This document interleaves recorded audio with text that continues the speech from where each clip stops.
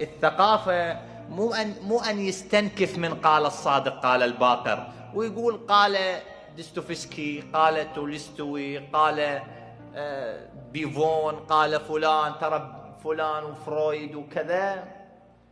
إذا عندهم سوالف زينة فأخذوها من جماعتنا ترى، بس حرفوا القوالب. ما يخالف، اقرأ روايات أجنبية، لكن لا تترك أساسك. ترى كلمة يقولها علي بن أبي طالب وجعفر بن محمد الصادق يشرحها فرويد ب40-50 صفحة، مع احترامنا لكل المذاهب. من يسولفون على التوحيد في مجلدات، شنو التوحيد؟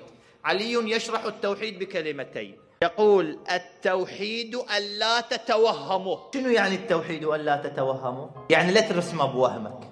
هاي ايش قد يراد لها شرح هسه؟ روح اقروا بالفلسفة، ايش قد حاكين على الخيال والقوة المتخيلة والوهم والصور والواردات والخواطر.